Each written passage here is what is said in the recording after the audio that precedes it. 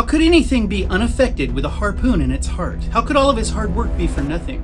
What were the chances of finding this thing, getting a clear shot, and hitting it square in the chest? How could fate take this victory away? How could it live through that? We are in the middle of the story of Jack, who was in the middle of the fight for his life.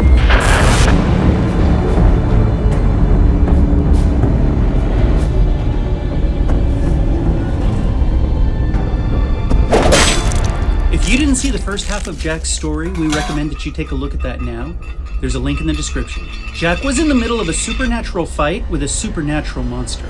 He had executed a perfectly placed shot right in the heart of the creature, but somehow it was completely unaffected, flying around at the end of a steel cable, preparing to attack the man who attacked it. Jack's mind raced. How could he possibly protect all these kids? As he struggled to answer this question, the harpoon that he had placed into the creature's chest was racing toward the earth. They could hear it slicing through the air, and Jackie had a front row seat to the creature's best attempt at retaliation. With no time to escape, Jackie lay down in the seat just as the harpoon crashed through the windshield and buried itself next to his head, sticking out of the cab under the truck. The noise of the attack caused Jackie's ears to ring, and he couldn't see through the dust. He wasn't sure if he'd been hit. After making sure his son was okay, Jack had to quickly prepare for another shot. He spat on the tip of harpoon number 2 and loaded it into his own homemade creeper killer. The second length of cable was attached and ready to go. All you kids, get down! Jack took aim for the second time. Bullseye! This one had to count. This time it had to work. He'd hit this thing not once, but twice, using a homemade harpoon launcher created from a post puncher. It had to be dead. That's the way Jack's story had to end. But it didn't end that way. The cable began to move again. How? The battle was fierce for Jack Sr. Everything was a blur. He had pierced it on the end of a cable for the second time, and all it was doing was pulling his truck around. How could this thing be so strong? What was he fighting? Dad! Had all of this been a mistake? Where was Jackie and the girl? Dad! Jack jumped as the cable snapped, and the truck leaped into the air and spun around like plastic toy. Jack Sr. hit the pavement hard. He knew he was on the ground. He knew the truck hadn't hit him. He knew he couldn't see clearly, and he was in pain. At any moment, that thing could be back to take him, or Jackie, or the girl. Pop! Are you okay? Pop! Jack Sr. worked his way to his feet. He'd lost some time, and he must have blacked out. While Jackie helped his father, Minxie gathered the other kids and got them out of the bus. Bucky, Johnny, and Chelsea all watched the creeper fly off one long country road to the north. They thought they could make out a dim glow, maybe the headlights from another vehicle. Jack just couldn't understand. Where did it go? Why didn't it attack them and take him? If it had taken him, it might have taken him to Billy. What was so damn important 1 mile north? Jack had to follow it. He had to get another shot, but his truck was likely damaged. He knew at the very least it was missing a rear wheel, and would the post puncher still work? He called the kids over. Together they all pushed the truck back upright, and the 2 Jacks bolted the rear wheel back on. The old Ford was heavily damaged, but it started. Jack commanded everyone to get in or on the truck. If the truck would move, they would continue their mission, to find and kill a monster. Even if they survived the night, Jack wondered what their lives would be like. Everyone riding with him was irreparably damaged, permanently. They had danced a dangerous dance with death tonight, and all had lost people they cared about. Life would never be the same for a bus full of kids in a house with 2 Taggarts.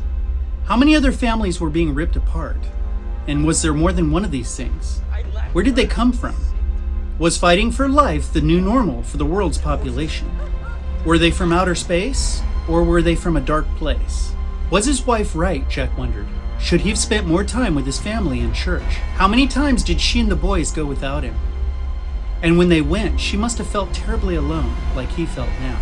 But he couldn't lose his focus, not now, when it mattered the most. They were traveling toward the finale. Jack just knew he would get another chance.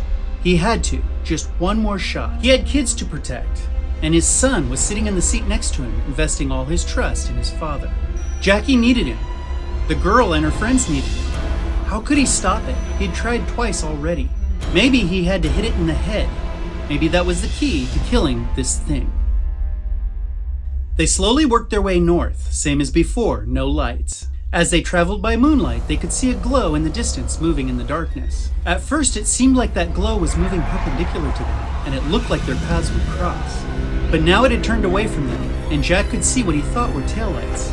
It had to be another vehicle. Whatever it was moving fast. The lights were bouncing up and down and shaking violently. It wasn't on a road. That vehicle was racing through a field. Jack knew what was happening. He didn't know details, but he knew someone was fighting for their lives running from that thing. He just knew he was going to get another chance. His chance was just ahead, less than a half a mile away. Go, Jackie. That's it. It's chasing those lights. Get us there. You kids, keep your heads down until this thing is over. Jack had to wonder what he was doing. As he was yelling out commands, it occurred to him that he had a truck full of kids headed toward a monster that so far couldn't be stopped. Jack's hatred for the creature had impaired his judgment. He was putting other parents' kids at risk. He should do the right thing and turn the truck around. Pop, the truck's running hot. This new information brought Jack back. He didn't need this, not now. His truck was about to run out of life, and so were they. He had to keep pushing toward the goal. There was no chance of getting them all to safety now. Their truck wouldn't make it far. Keep moving toward the light.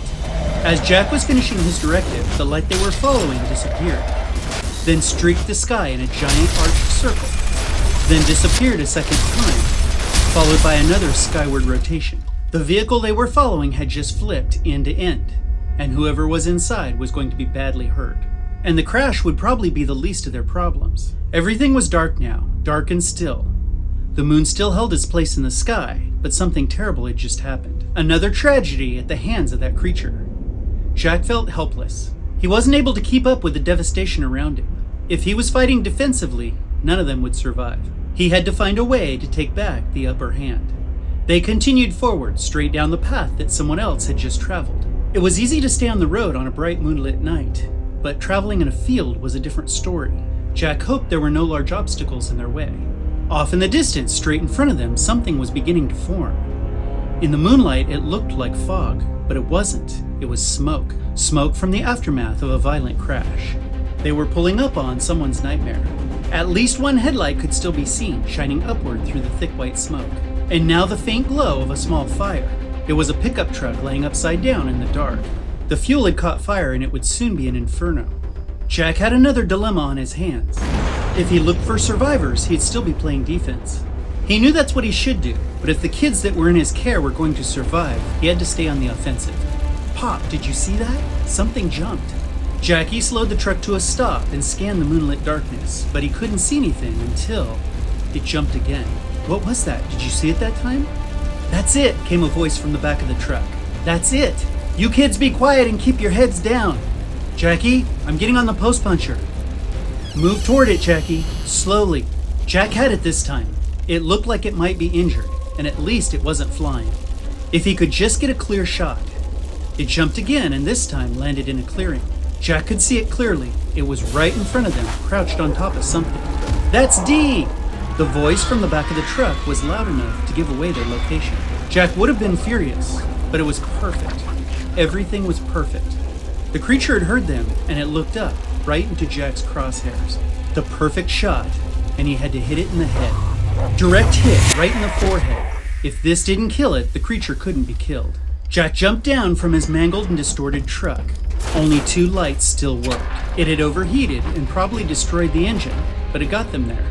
Jack moved across the short distance to the creeper that lay there before him. It was missing a couple of limbs, and it had Jack's third harpoon lodged in its head. It was going to feel so good to kill the thing that probably killed his son. With every plunge of his weapon, Jack's soul healed. As life seemed to drain out of the monster, Jack could feel his own regeneration taking place. Not only was he avenging the loss of his son, but he had successfully saved a lot of other kids. His family would never be the same, but many of these kids would be able to pick up the pieces and carry on with their lives. It looks dead to me. The easy part was over. Jack had to get Jackie home and figure out how to carry on. He also had to figure out how to keep this monster dead. If the girl was right, it would return again in 23 years. Jack was determined to be there to watch it die again. So this is a great opportunity to tell you guys a fun fact about Ray Weiss. He's a real-life hero. Did you know when they were filming the scene where he was grinding on the tip to go on his harpoon, that a spark went into his pocket and caught his pants on fire? But true to form for the character that he was playing, he finished the scene before he put out the fire. That's a hero. Thank you guys for watching today. This video will be combined with the one before it to form one comprehensive story, the story of Jack. Please like, subscribe, share. After all, this isn't my channel. It's not our channel, it's your channel. It's a channel for all the Jeepers Creepers fans around the world. Until next time, we'll see you.